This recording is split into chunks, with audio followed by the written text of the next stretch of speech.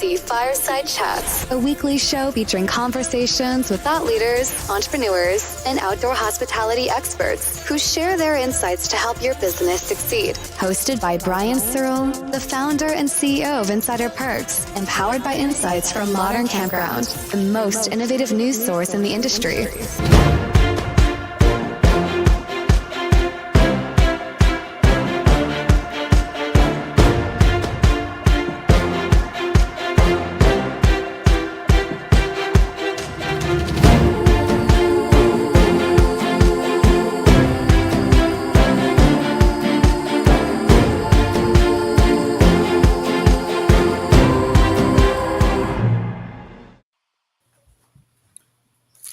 Good afternoon, everybody, and welcome to another episode of MC Fireside Chats.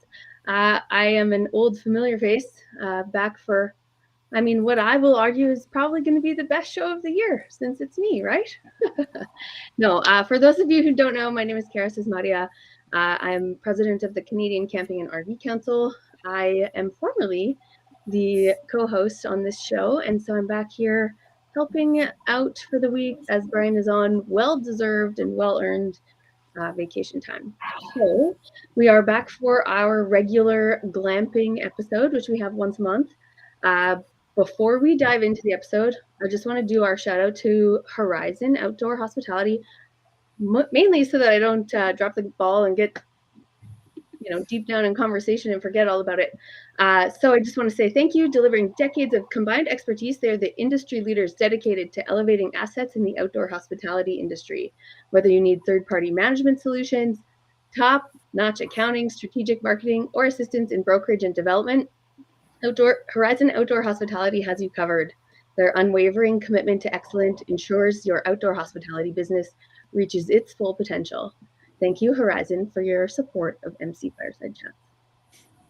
Awesome. Okay, so we are kind of on the verge of fall, certainly here in Canada, where I'm located. We are feeling that transition right now.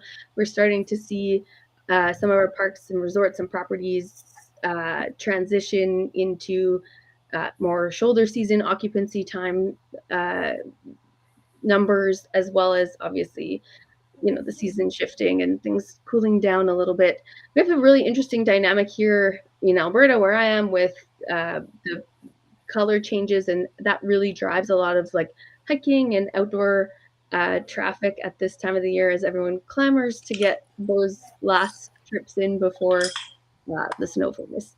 So it's always one of my favorite times of the year here, both because of those things, because I like to do those things, but also in the industry and at the association level where I work, we get to start really meeting again with property owners across the country as their big summer season is behind them and transitioning to things. So I get to experience some networking and sitting down with them again, which I'm actually excited to do in October in Denver for the Glamping Show Americas. Zach, will I see you there again? I will be there. We were actually asked to speak this year, so we'll be presenting on the Monday events of the show to encourage people to kind of think long term about their glamping resorts. What are some forward thinking things that they can do? What are the common challenges with staffing and operations, and what are some of the kind of new things that are coming to the industry to help resort owners and developers and builders do better, just kind of elevate the industry as a whole. So we're really excited to be there. Actually coming out with a couple members of our team. Looking forward to meeting folks and seeing what, if anything, we can do to help them. I'm so excited. I will definitely sit in on that session. I really encourage viewers and anybody involved in the industry or even considering getting involved to attend that event. I can't say enough about it. Last year was my first year getting to go in person, and it was really, really not only just incredibly informative, but such a great way to network and connect with folks in the industry. And then, of course, also see a ton of incredible product all in one place, do all those comparisons and things like that. The tire kicking, if you will, is next level, incomparable. The Glamping Show Americas, their team does a wonderful job. It's always so well attended and lots of bodies in there. That's always the big thing, is you almost don't have enough time to see everybody. It's crazy, but super excited to see everybody that will be there in October and November. I think we're going to do a live show from there too, right? I heard, apparently. I'll be in the audience. I'll excitedly watch. Maybe I'll submit some questions to throw you guys off or whatever. Here's Ruben. Welcome, Ruben. So you're joining us is timely. I'm going to go around the room and ask everyone for an introduction and just kind of who you represent or work for, or how you play in the outdoor hospitality industry with us here, and then we'll dive into a couple of things today. So let's start with Alex. Hey guys, my name's Alex Allred. I live in Asheville, North Carolina, and I'm a general contractor. A few years ago, we started building some domes. We work with Pacific domes, and our little niche is we build these as a dwelling. So we put electrical, mechanical, we have full-on kitchenette, shower. So we build the fanciest tents around, basically. Fancy tents, we love it. And Richard? Fancy tents, I love it too. Yeah, so I'm Richard. We're from near Cape Town in South Africa. My wife and I have a glamping business where we basically have permanently set up bell tents, and one fancy unit, like I would gladly show Alex. And we focus on functions. So we always fill up the tents with one group of people, and then we do functions like weddings, birthdays, etc. Cool. So exciting. I have some big questions for both of you guys, but Zach, I know we already touched on your exciting stuff for the glamping show, but an intro, please. So my name is Zach Stoltenberg. I'm the Director of Outdoor Hospitality with Clockwork Architecture. We are based in Kansas City, and we specialize in designing, developing, permitting, approving glamping, camping, and outdoor hospitality resorts across the country. So I like to say I have the best job in the world because I get to work with really incredible people and help them build their dream, build their vision, their goal for glamping resorts. So yeah, that's who we are. We're a recurring guest on Fireside Chats, so always happy to weigh in and connect with other people in the industry. Yeah, grateful for your time. And Ruben. Hello, everybody. Ruben Martinez, the founder, executive director of the American Glamping Association. So we provide tools, resources, community network for anybody and everybody in the glamping space. Been around in the industry for almost 15 years now with a variety of businesses over the years, everything from manufacturing to tech to operations. And Zach, I have the best job in the world, so I might fight on that one. But no, it's been fun to see how everything's been growing over the years, and always excited to kind of do what we get to do on a daily basis and talk glamping all day, every day. Yeah, well, I was going to say I have the best job in the world, but I don't know if we can all fight this out here. How about everybody? Yeah. Everybody has the best job. All in one I hour. think anytime you're passionate and purposeful about what you're doing and you enjoy the people that you get to do it with, then that is the best job in the world, right? Agreed. Yeah. And Zach, I'm not smart enough to be able to do your job, so it wouldn't be the best job for me because of that factor. Yeah, totally. So Zach was mentioning we'll run into him in Denver in October at the glamping show. I assume, Ruben, you'll be there too.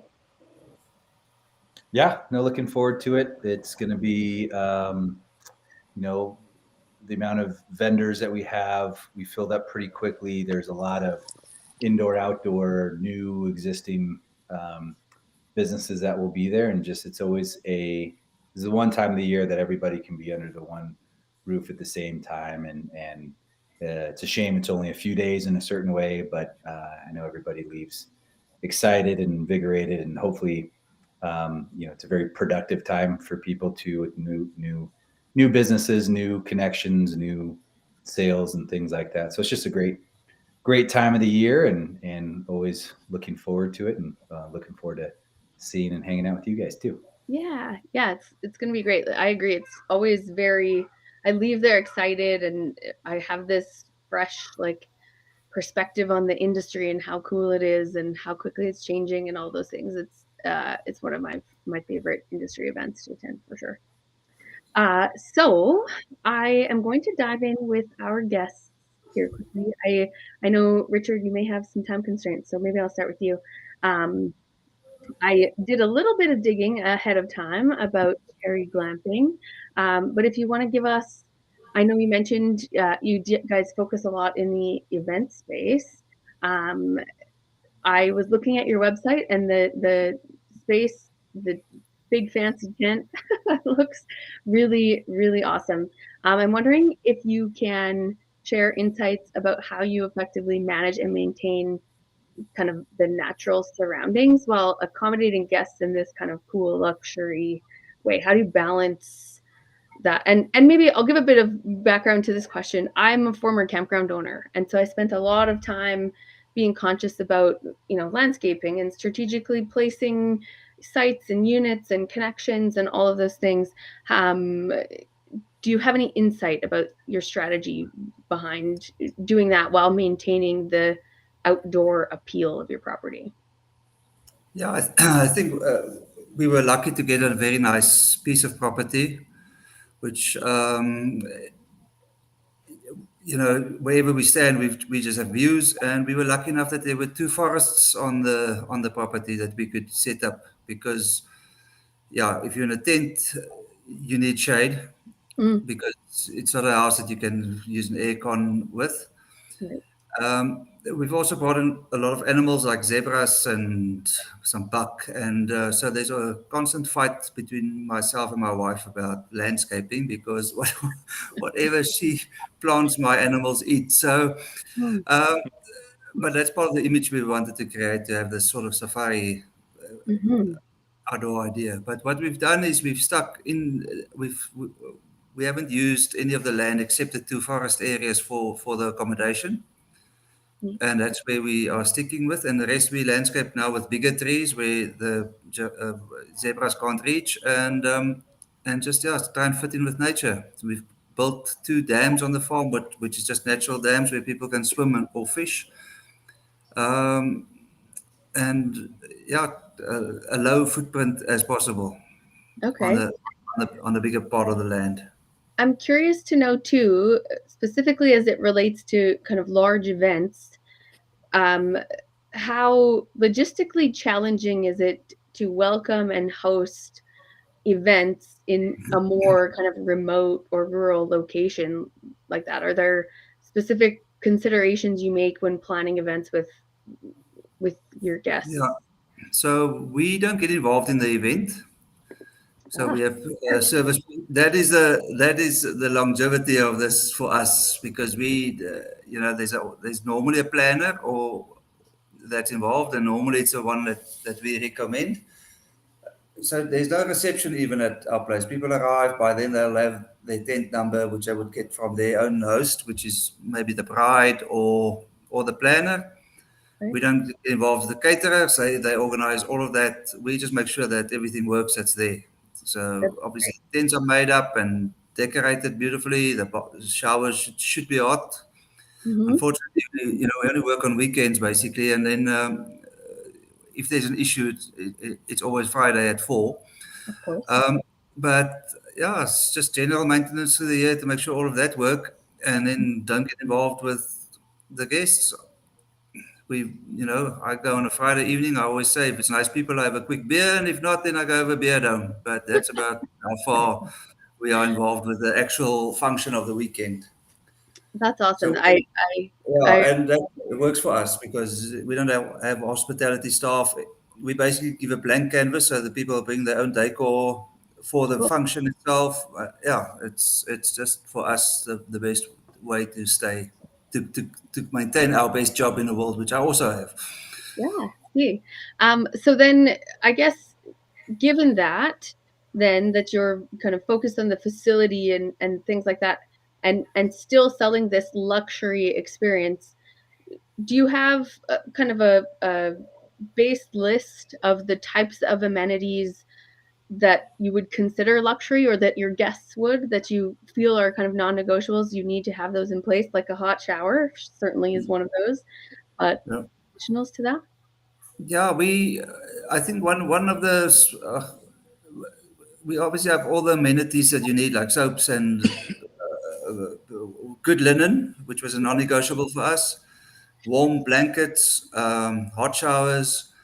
It's shared bathrooms, but we've learned over time to inform people well in advance, because we don't deal with the people staying over. So what we found, often they don't know what to expect because nobody told them. So, the bride and groom would come and have a look and say, oh, we love this and we love the zebra and the tents are beautiful. And then they invite their guests, and then, people come and say, oh, there's no toilet in the tent. I'm like, there never was. So it's not like somebody stole it. So now we send out an extra document out that they can share with the guests to tell them exactly how the camp layouts work. So it was just over time we learned that, give as much information as you can before the time, so that whatever they expected, it was communicated well before the time. I know that's something Ruben talks about all the time, or I've heard him talk about multiple times, is setting clear, good guest expectation stuff. We've talked about that on this show in my past experiences too. I agree. I think it's vital. And then my last question, I know I feel like I've got you on the hot seat here, but I'm curious. I saw on your website a mention of a no venue fee for guests staying over, which I find is an interesting approach. How has this pricing strategy worked for your business?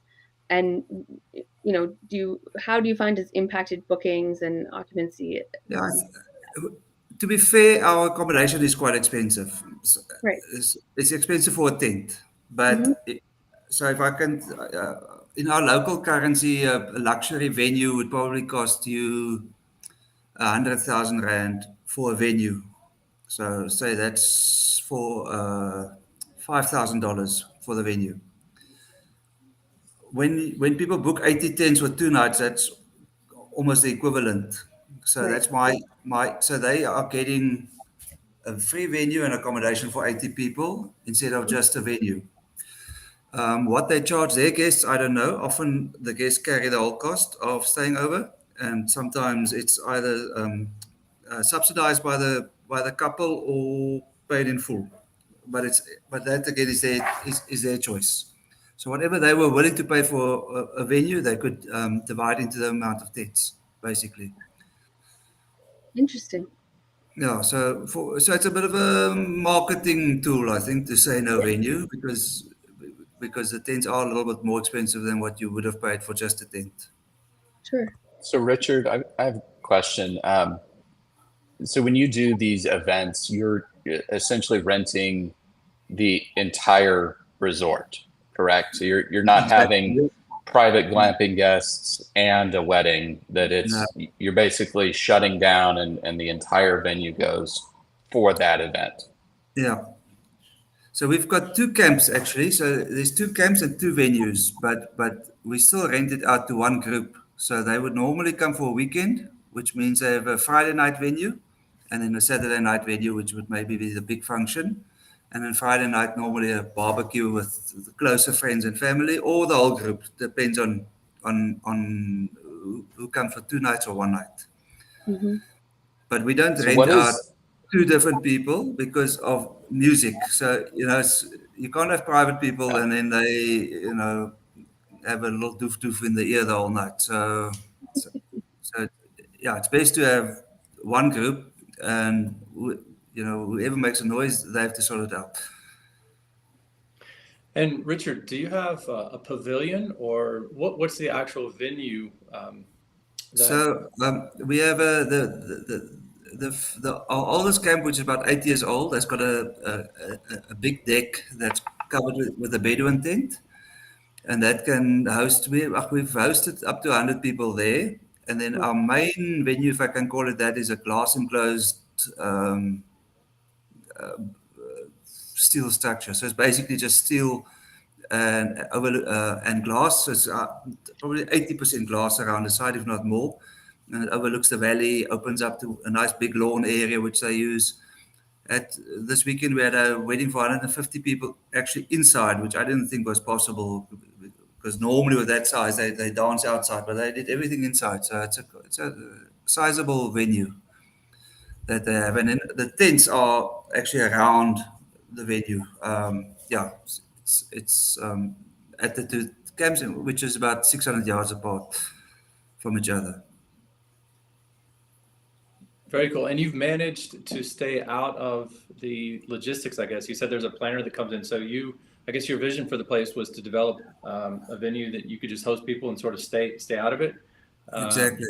Wow, I think I want to be like you when I grow up. Like that's awesome. We have some designs to do something similar in our area, but I'm interested to learn more about your place. We started with kind of a small, just one unit. We bought a small piece of land, and we want to scale up in time. But I think that's very interesting in what you're doing. And can I ask, like, what's your availability throughout the year? How long is your venue open throughout the year? We close for July, August, which is our winter. And for the rest, we are open. So 40 weekends of the year, we do our business. And then a little bit of midweek business. We pushed hard to get more corporate business, but they also want to do their thing on a weekend, which I find amazing. We would have thought. So we do have... it's mainly weekends with a few midweek weddings as well, especially December. December's are actually quite full, even midweek. January, there's a few midweek ones. And then we also have some European cyclists, smaller groups, but they book midweek. So it's basically a weekend. So I would say we're full 40 weekends of the year.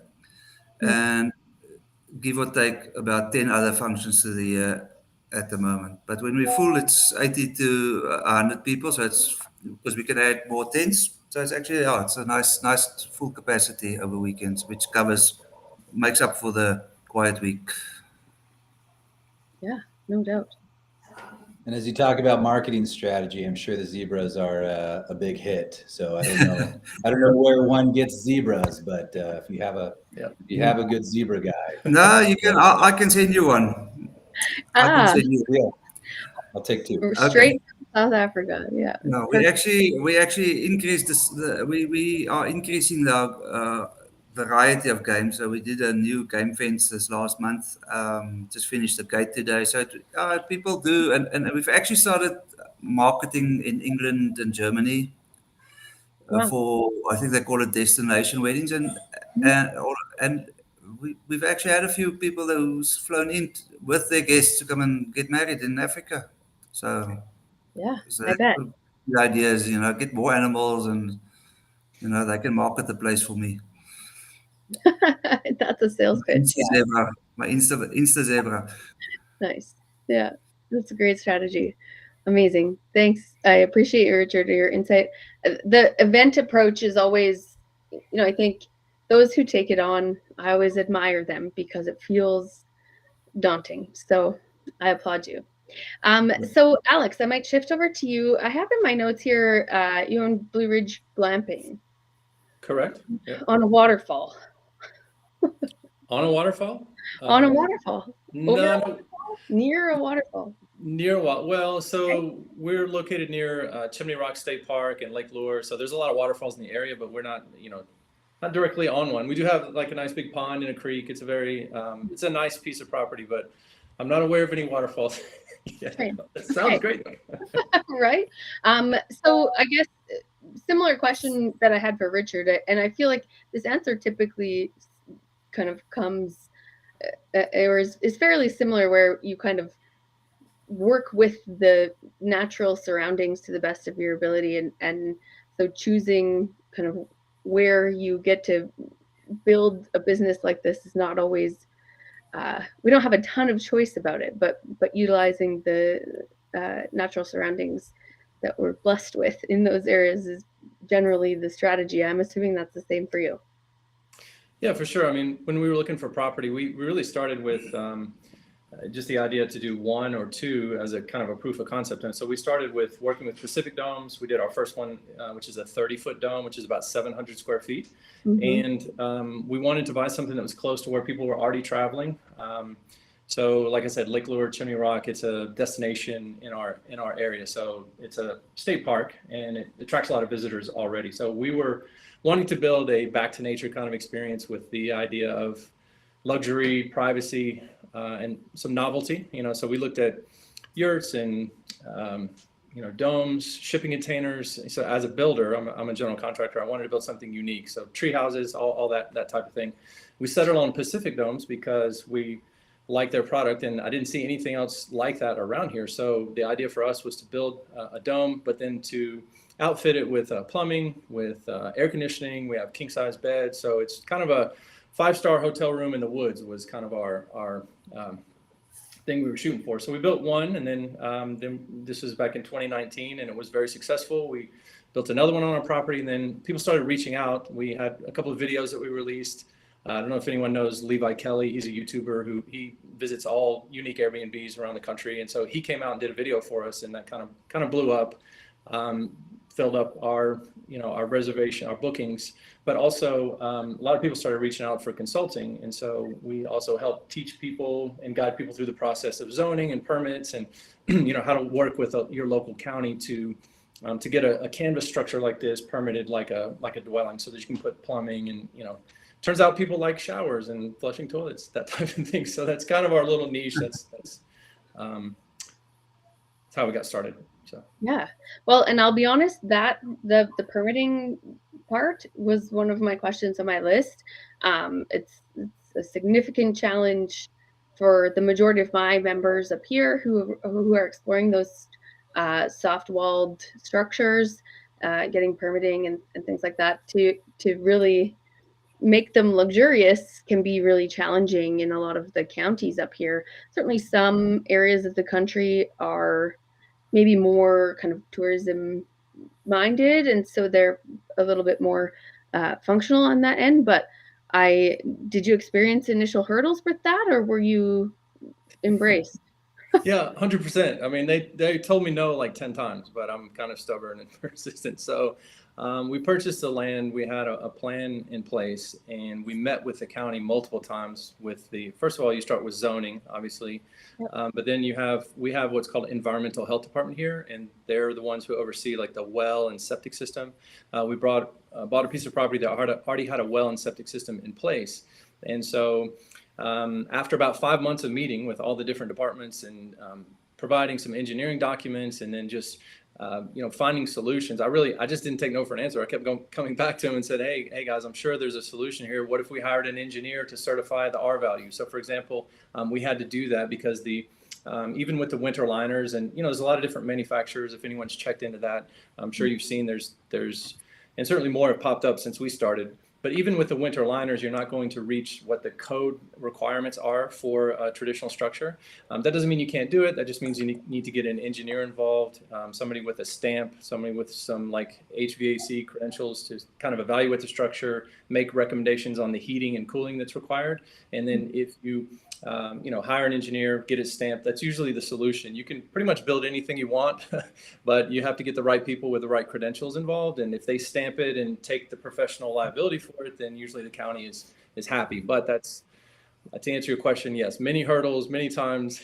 And so I just kept knocking on doors and say, well, hey, can I speak to the manager, please? So I actually kind of escalated up to, folks who make decisions. And then eventually, once they saw that we were, conscientious, we're trying to do things the right way, they began to work with us a little more. And typically that's what I found, across the country. Because like I said, people started reaching out to us through our YouTube and everything. And we kind of help people speak the language of their county so that they can overcome some of these hurdles. But yes, it's zoning is zoning, building department, all of those things. That's actually probably the biggest challenge for people. Building them actually becomes simple after you get the approvals. So. Yeah, agreed. I'm curious then, so do your units stay up all year round? You don't dismantle anything? Yeah, no. So for us, we're building it as a house. So from the county's point of view, it's something that people could live in full time. So it's on a concrete foundation. Like I said, heating and air conditioning. We're connected to the power grid. So we have an electrical panel just like a house would, because we've got a hot tub. We have air conditioning. So we're using more power. We're using, it's definitely not a primitive setup. It has, a full electrical panel, and it has cooking, it's everything that you would need. You could actually live there full time. So yes, to answer your question, it's all year round. In the winter time, we're kind of at elevation and we're in the mountains. So we get snow and quite a variety, but we've got these pellet stoves, it's like a wood burning stove, but you pour bags of pellets. You may have seen like a barbecue setup. That's a little, you dump a big bag of pellets in there and it filters through. So you get a nice, actual wood burning fire, but you just kind of push a button. So the guests don't have to actually start a fire. They can just push a button and it creates a nice fire, keeps everything nice and toasty in there. And so, yes, we're open all year round. That's lovely. I know some operators who are jealous about that. I was just talking to a gentleman who's trying to pick structures, and he is dealing with significant snow load. And so that's a big factor in his choice. Given that he would like to try to extend his operating season into the winter. So that's, I know probably I spend a ton of time in conversations with operators on a daily basis, and the permitting stuff is consistent and regularly one of our biggest hurdles that we see come up for members. I think there's so many variables depending on where you're located and what the climate's like and all of those things that impact that stuff. But then also obviously health regulation and things like those things. It's a challenge. But we are starting to see, I think, a shift and a really embracing glamping specifically in a lot of properties up here. And I know we're behind most of the other places in the world, but things are catching up for us here in Canada for sure. And Alex, how did you guys do over the summer too? Because I know in certain climates where it can be a bit humid, even with a mini split and you got the insulation in there, there's a few heat waves that come in and it can be tough. You could be blaring the AC, but then I know during the fall and the winter time, obviously the season starts to pick up and temperatures start to cool down. But how was the kind of July, August? How did everything perform? Yeah, so they definitely get hot. What I would say is if you have some tree cover, that's ideal. So if a dome is out in the open, you're going to be fighting that for sure. And definitely don't orient the big bay window. If you've seen these structures, the bay window, don't point that directly at the sun. That's, you can orient it away from that. That helps a little bit. We also have a couple of sun shades, so those big shade structures that we built. And we do have a mini split. I also have just a regular plug-in off the shelf model that I use for the hottest times of the year, so that helps a little bit. With the winter liner, they do better. I think it's still, in terms of R value, if anyone knows, it's still maybe around R8 to 10. So it's not R30 like a normal house would be. So yeah, you're going to be fighting that during the hottest, midday sun. But I've also found that we try and be upfront with people on our listing so they know what to expect. And we're mostly Airbnb. So that's the platform that we use the most. And if you write a good description, people know what to expect. We also find that typically during that time, people are out exploring, they're hiking, they're doing things, maybe, checking out the area. So people can head out during the midday if they're uncomfortable and then head back at night. So, but yes, they do get hot. Yay for tents. Those are the best. Mm-hmm. That's exciting. I love hearing from operators, and it's my favorite part of having the best job in the world. So I appreciate you guys' time today. I'm curious, Ruben, do you have any kind of exciting association updates, fun things, education opportunities for operators, things like that coming up? No, I think we're just excited for the show, and I think it's been fun to see how everybody's shaped up over this summer and in different countries, not only just here. stateside, but every year is a little bit different. And Zach, better than anybody, just the change and development. I don't even want to call it speed, but cadence in a way where how people are choosing products or projects and investments and expansions. It really is a year by year now versus, in the middle of COVID, it was obviously a completely different speed. So I think we're still about a month away from truly understanding how everything kind of shook out, across the board, across the states in particular, for, just the pure basic numbers, right, between the ADR and occupancy and how that affects everybody's mindsets for, what does next year look like, right? Because I think a few years ago, there was a level of what a plan could look like. And then now I think this summer and going into a strong fall, will really help us understand what the next 3 years could look like. I think this year really puts a nice flag in the sand of, all right, what are we doing over the next 3 years? Because anything that we do this year from an operational standpoint, from a business standpoint, we had to start cooking that 2 years ago, right? So it'll be interesting to see what this, call it end of October, where everything looks like. And then as everybody reloads, really, right? Even if you have a busy as an operator at November, December, January, because you can be open and stay open because of your climate and your environment, mm-hmm. People are still using that time to say, all right, what's the plan? What's next? What are we doing? How did this last 6 months inform our next 3 years? Right. So yeah, Zach, I don't know if you're seeing anything in particular, but I think there's a very interesting part of the year of, all right, the chips are about to fall. People will take that information and then start making the best decisions possible. And there might be some early indicators, but I think that end of October becomes a very interesting time of year for everybody.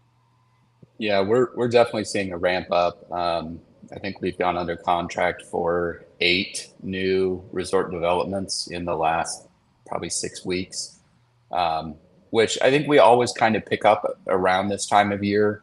And there's a lot of reasons for that, but I think, for the main peak season, existing operators are busy. They're running their business. They're taking care of their guests. And so now they're kind of getting into that cool down phase and saying, okay, what do we need to try to get done before we open next season? I think for a lot of new ground up, everybody wants to break ground in spring, which in the US is going to be kind of in that March, April range. And so when you back up from that, the time that it takes for permitting and planning and zoning and kind of getting some of your entitlements done, they say, well, when should we start? Well, yesterday now. So we're definitely busy. I'm actually going to be out kind of near Alex. I fly out tomorrow to start a new project in South Carolina. And we definitely have a lot of work in that sort of Asheville, North Carolina, South Carolina corridor. But to your point, Ruben, I think the best analogy, and where I live in Kansas City, we have some acreage outside of town, and one of the things my wife and I wanted to do, someday when we had some land, was to plant a vineyard. And the adage that they tell you when you plant grapevines is the first year they sleep, the second year they creep, the third year they leap. And it held very true. That first year you plant everything and it just looks like sticks in the ground. You're thinking, how is this ever going to become anything? And then the second year you start to see a little bit of growth. And then that third year you're cutting stuff back, you're pruning constantly, you're just trying to stay on top of it so it doesn't get out of control. And I feel like that's where the industry is. I feel like, there's kind of a pause. There was some trepidation, especially through COVID. Mm-hmm. And last year we started to see a little bit of a creep, and this year we're really feeling that leap where there's a lot more people trying to get into the space. I'm really excited about all these new vendors, these new people that are making units or selling units or producing units. It seems like every week I have a phone call with another new person I haven't heard of that is doing something incredible that I'm really excited about. And so I think that leap this year is really driving innovation. I think it's bringing together a lot more investment, whether that's, banking, traditional lending, or institutional capital. I think there's, the days of people just really being unfamiliar with this and what it was are starting to kind of wane a bit, where this is now an established industry and confidence is there. And I agree. I think seeing the numbers this operating season is going to be kind of our first actual real post-COVID year, right? We definitely saw some boosts due to COVID and people getting outside, wanting to connect with nature, wanting to spend more time with their families. Our industry benefited hugely from that shift. And I think now where things have kind of shook out a little bit, right? We've reached a point of stabilization where folks are resuming a new normal. And so I think this year is really going to be key to kind of seeing what is that post-COVID look like for the glamping industry. And I agree, making some of those projections about what do we need to do now to prepare for 2 to 3 years from now, which is just part of what we do. Shameless plug. I know we had a lot of that discussion on permitting and planning and zoning and navigating building codes. And, those are all things that we help our clients do. So. Yeah, the experts. I'm curious, just from this group, this is top of mind for me right now as we're at CCRVC level. The association is working pretty diligently on a focus on sustainability and tourism specific to outdoor hospitality, and we're providing some education opportunities and things like that to members. I'm curious, I feel like the glamping industry itself has kind of inherently it has this base in sustainability. You typically see product and suppliers really prioritize it, and so I feel like it's always been a foundational part of the glamping portion of the outdoor hospitality industry. Do either our couple of operators, or Ruben and Zach, do you see operators and either consumers or operators making business choices or purchase choices with sustainability in mind, or is that still kind of off to the side for? Yeah, I mean, Mike, and be curious to see what you guys think, and I think it's a pretty broad term, right? Because sustainability, off-grid, there's, I think, two things that we see the most, and one is a lot of people really like the idea, right, of being able to be sustainable, be off-grid, be renewable, be whatever it is. It's hard. It's just a hard thing to really do well, and even do well in a way that also helps the customer experience. Have people done it well? Has it been a priority for developers and operators, and can they walk away pointing to that and saying, look at what we've created, and look, sure, 100%, and I think it's a good thing. Just obviously with the remoteness of many properties, with the challenge of saying, hey, here's the demographic that we're trying to attract, here's the ADR that we're trying to charge, and then here's the experience that we're providing. It's often hard to line all those things up. It's not very cookie cutter, and I think a lot of people do come into the space saying, we want this, we want this, we want this. I think it's a whole other conversation about actually executing it in a way that checks everybody's boxes. It's not simple. Agreed. I couldn't agree more. I would agree too. I'll just add on to that. So one of the things we're doing is potentially doing some solar. And I actually have a buddy of mine who's in that business, and I invited him out to our property. It's still quite expensive to do a solar setup, and particularly with what we have, because we have air conditioning, we have a refrigerator, a hot tub. I think on some of the more primitive builds that we've helped consult on, I think you can do it at maybe a smaller scale. But when you start looking at a large scale solar system, and some of the products are still pretty pretty, cash. It just takes a lot of money to do that. And I agree with you, Ruben. There's the idea of doing something, and then there's the practical cost of it, and the timing that it takes as well. So yeah, it's always everybody's having to strike a balance between turning a profit and investing in something. Maybe I don't know what the carbon exchange is on some zebras, but Richard, maybe can you weigh in on that? Sorry. No, but I can just a comment my dad always made is he said if he could budget, he would do nothing in the world. And I think if you set up a glamping tent, don't budget, just start, because you're not going to get the budget right, number one. And what people don't appreciate is that is the money spent on what you can't see. At Cherry Glamping, they come as, it's just a tent. But it's sewage, it's power, it's water, everything got laid up. And I've also been asked to consult, and everybody just runs after about half an hour after me telling them that what they see is not just a tent. And especially, I looked at your website, Alex. It's beautiful, by the way. And to build something that remote and where you are, well, I don't know if you're, but yeah, I mean, there's no highway that can drop off anything near your place. It just all adds up to make it more expensive. Cost. Right. Costs. Yeah, I think, looking at those costs too, I mean, just piggybacking off of that, I mean, a very common theme that we're seeing now this year that I think will affect the development moving forward is there was a higher level of comfort 3 years ago for people to say, great, buy the property, develop if I'm an investor as well. And hey, if you miss this, and to Zach's point, everybody wants to open up at a certain date, which means they need to develop at a certain date. But that's best case scenario, right? Things happen. Happens, and all of a sudden you can miss your window, and now you're a year behind.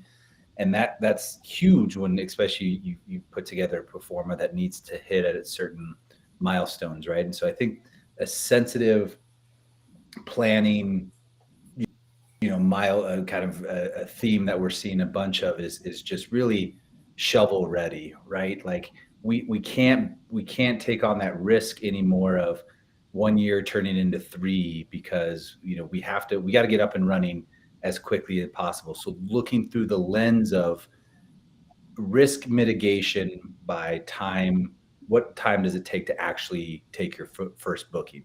A lot of the money now is looking at that as a huge sensitivity point.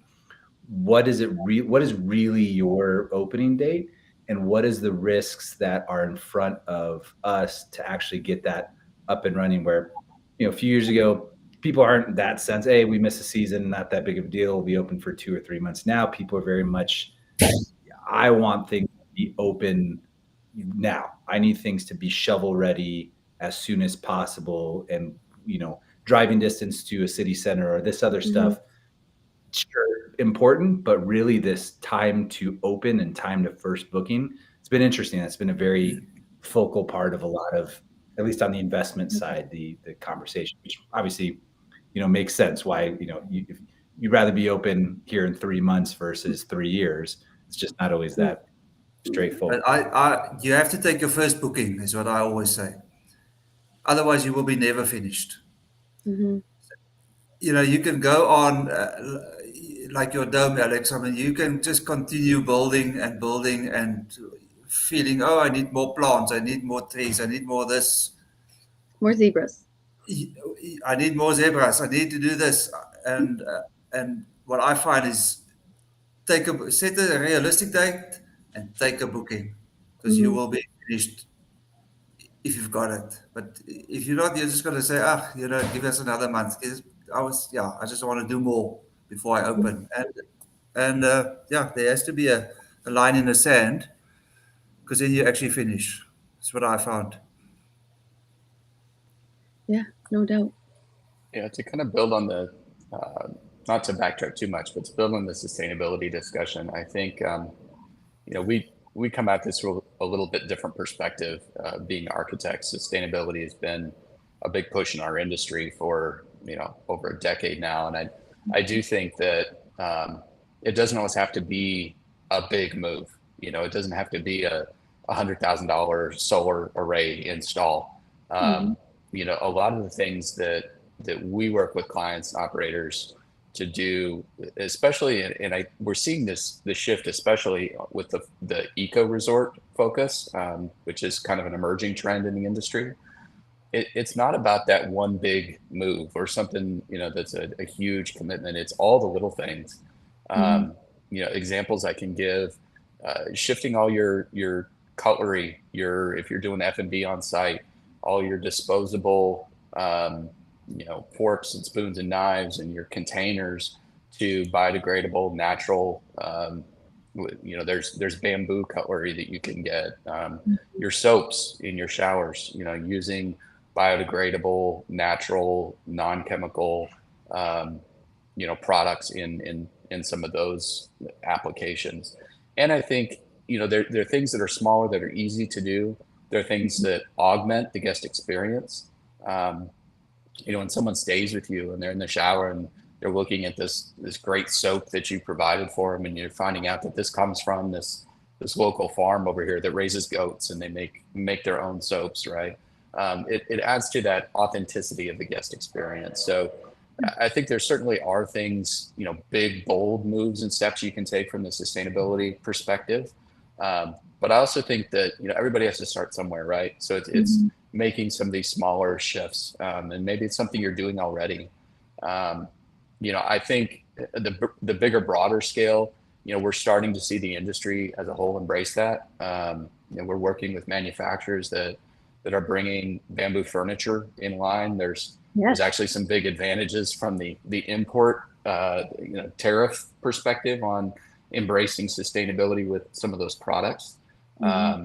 We're seeing a shift to some off-grid units and some off-grid solutions that have a lower or minimal impact on a site, but still provide a premium luxury guest experience. And I think, you know, for those that are familiar with the building and trades piece, the first step we had was a LEED, right? And as some way to like rate a site or rate a building for how sustainable it is. And that process has certainly evolved over time, and it needed to. You know, you used to get LEED credits for putting in LED lighting in your building. And today, I don't know that you can hardly buy lighting that's not LED, unless it's, you know, something purely decorative. And so the ratings came out, the industry manufacturers responded, and sustainability has made leaps and bounds in the building industry. And we're starting to see that creep in a little bit to the hospitality industry. I saw an announcement this week on a new classification for dark skies compliance. And there's some imperfectness in it, but again, we have to start somewhere. And so being able to get your glamping resort or your outdoor hospitality resort certified under dark skies, that, you know, that's, again, it could be part of your marketing, part of your branding. And it's definitely protecting your guest experience. So I think we're starting to see this industry evolve and embrace some of those concepts, and it's exciting. Yeah, I completely agree. I think, you know, like I said, it's come to our attention because it's there's a consumer expectation for that, and it can be very difficult for operators to balance that with, like Ruben touched on, the still providing that luxury, incredible experience.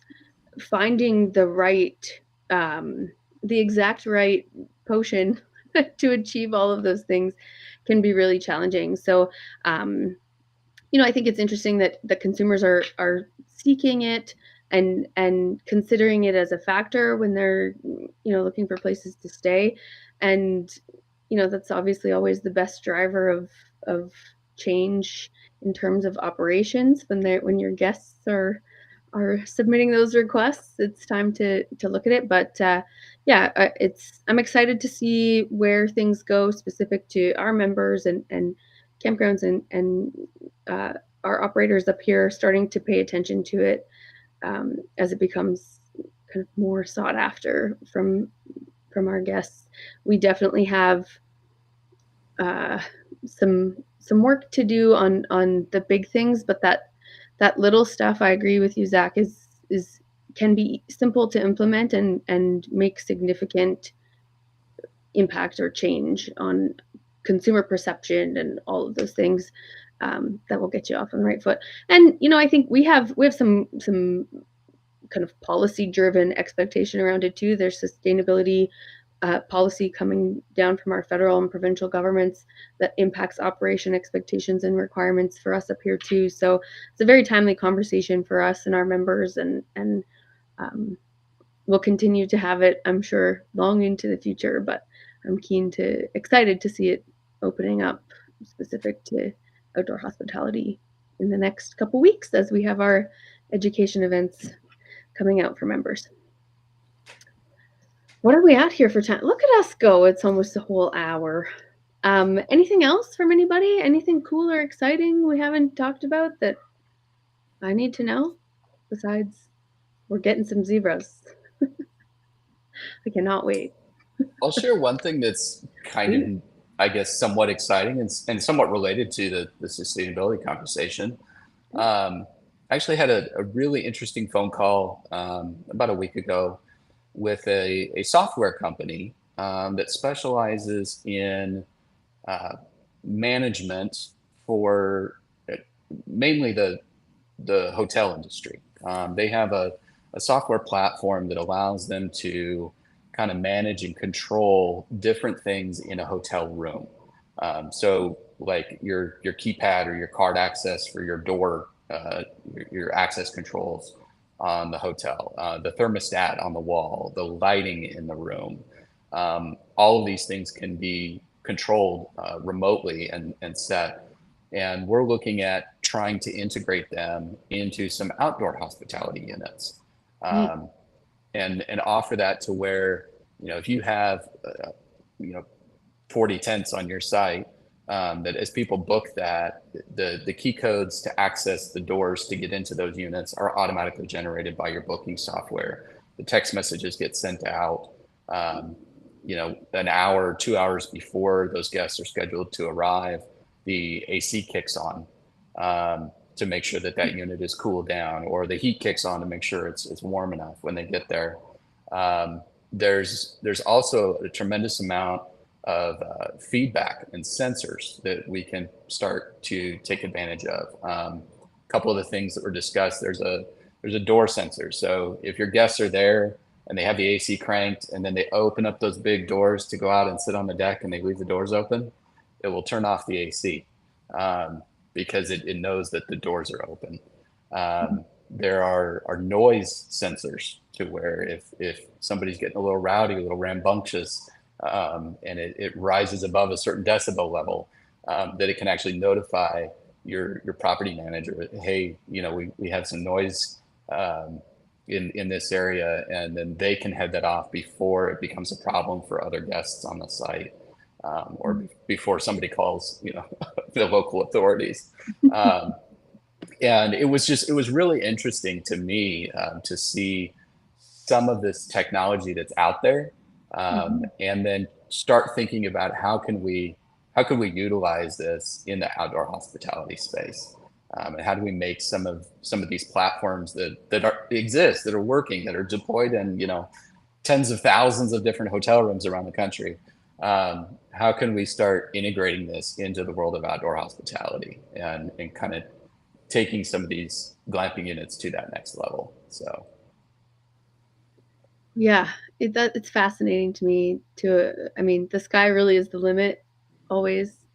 Our industry is so good at kind of harnessing good ideas, unique, cool ideas. No question. Amazing. Well, on this note, I anticipate seeing, half of you at least. Alex, are you going to come to the glamping show?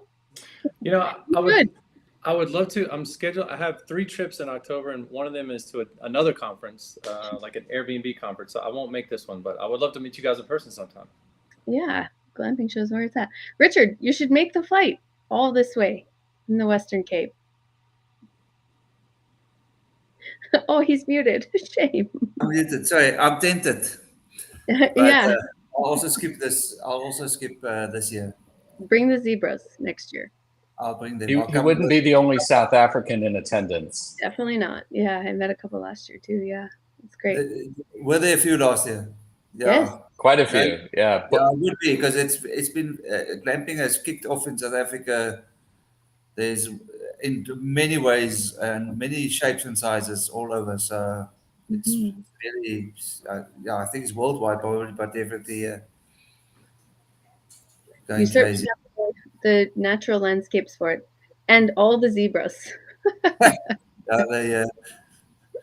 We had a donkey last year. Secret Creek brought their donkey to their booth. Yeah. So we need to get on the Bush Tech guys and tell them they need zebras. Zebras next. It's the next thing. We'll tell The them. Bush Tech guys from South Africa. Yes. Yes. Yeah. They in zebra land. They have no. I know them. I'll tell them that's what they owe you. Bring a zebra. Yeah. We'll see him in a zebra in a couple of weeks. They'll bring you a zebra biltong, unfortunately. So. That's funny.